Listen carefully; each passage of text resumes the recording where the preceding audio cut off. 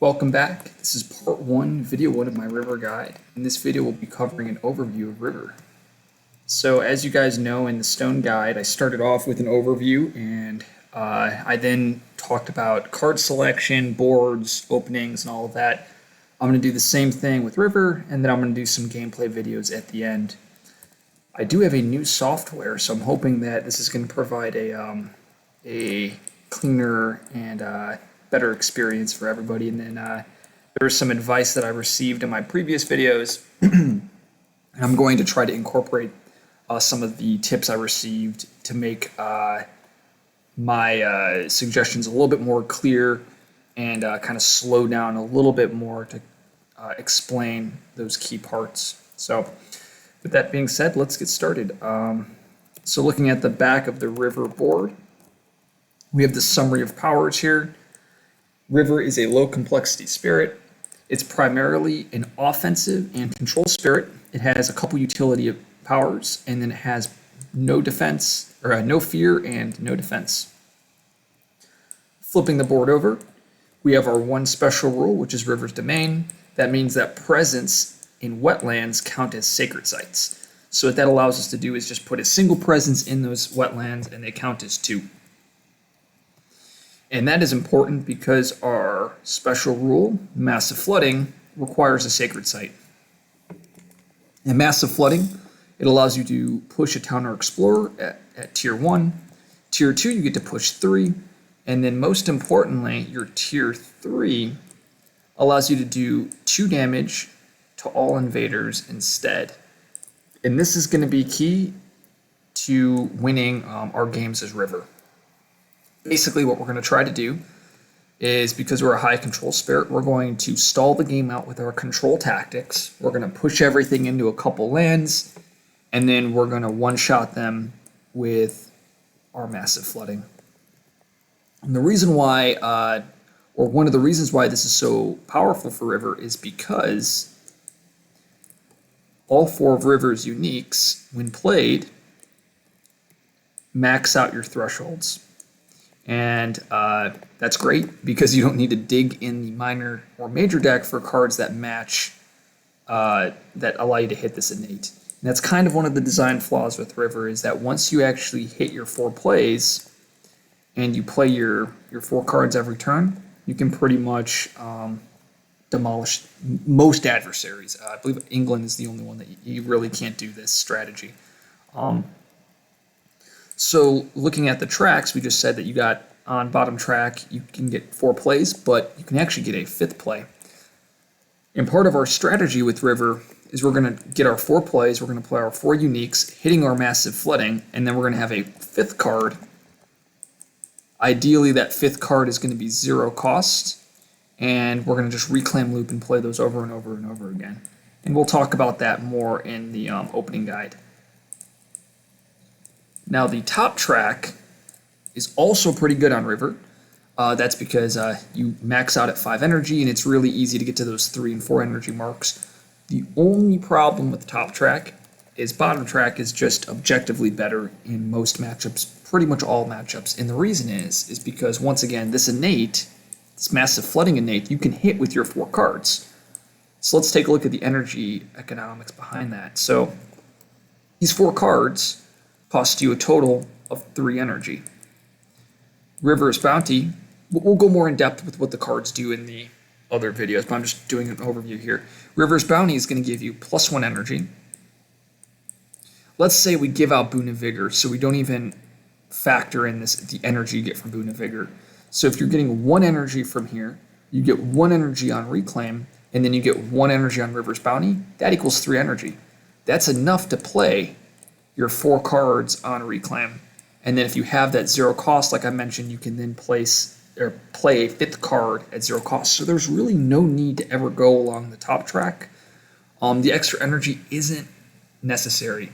I consider it a win more effect, and what I mean by win more is it's an effect that's fun to have, but it doesn't actually contribute to you actually winning.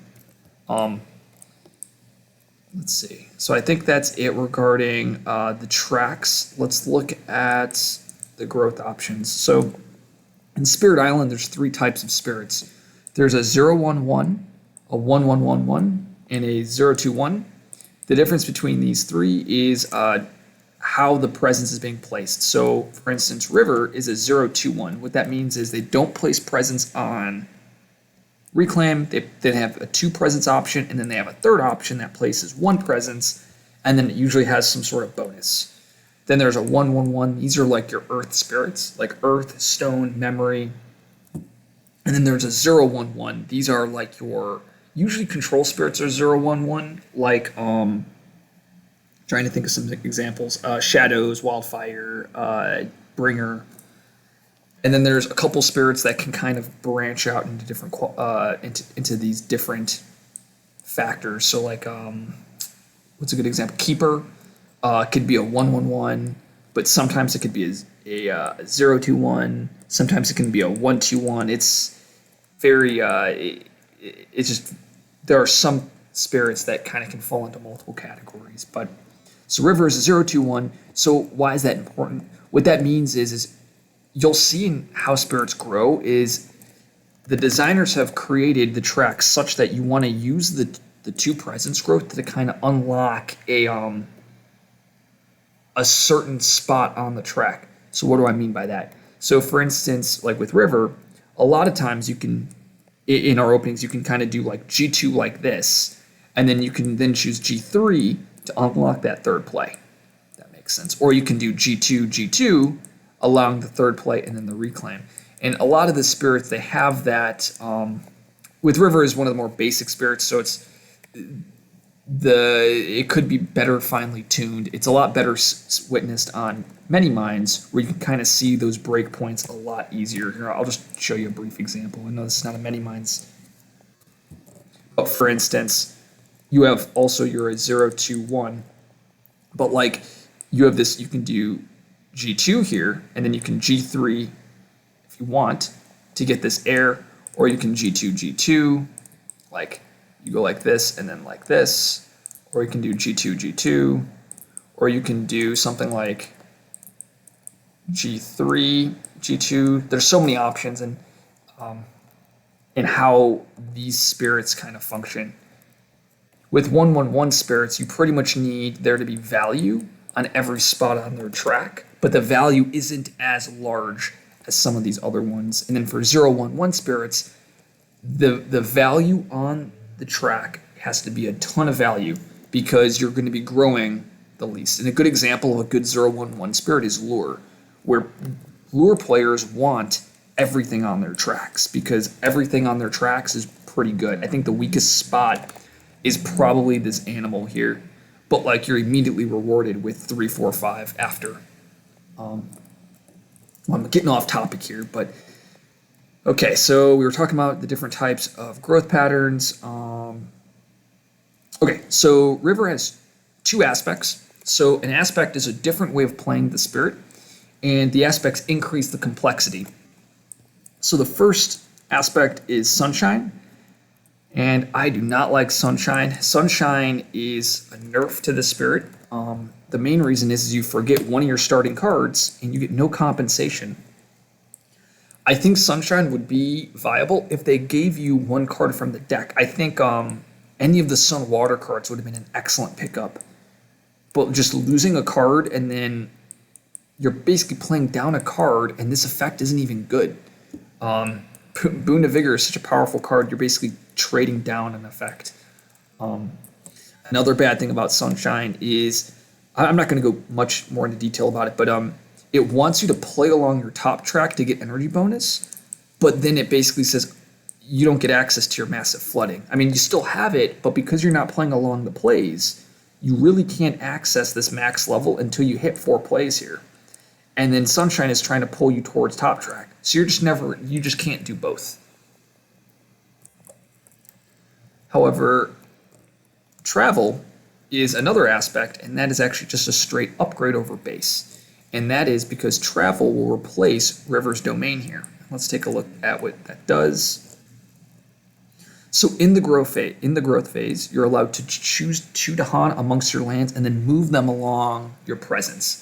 You can move them along presence such as if it was like a river. It's very thematic. So what does that mean? That means if you have a board with, let's see if I can just put a bunch of presents down. I don't have a board here. But for instance, if you have 2 Dahan here and all these presents are connected, you can move them to, let's say, this land, or you can then move them to this land. Now, obviously, all of these presents have to be connected, but that's what it can do. And that's really important because that allows you to, 1, combo with other spirits, but 2, if you pick up any defense, you can easily mobilize your Dahan and counterattack easier than the other versions of River. But actually, that's not what makes travel really powerful. It's actually the second one. And the second part says that if you have 4 or more Dahan in a land with presence, it counts as a sacred site, and then you get defend 1. And that's really important because that allows you to move your sacred site needed for massive flooding to different lands on the board. And you can do that with River's Bounty. So you'll see me use this strategy a lot in my videos. It's going to be hard for me to explain, but basically you move 2 Dahan in the growth, and then you use River's Bounty to move 2 Dahan in the slow. You make the massive flooding sacred site, and then you can massive flooding. And then this defend 1 is no joke. It's really helpful into Russia. There's plenty of matches. England being able to take out those towns. There's a lot of matches where just that defend 1 will be the difference between you losing multiple Dahan, you blighting, and you not blighting, or you losing 1 Dahan versus multiple. So I hope this video was helpful for anybody looking for a River overview. In the next video, we're going to be covering River's cards. See you then.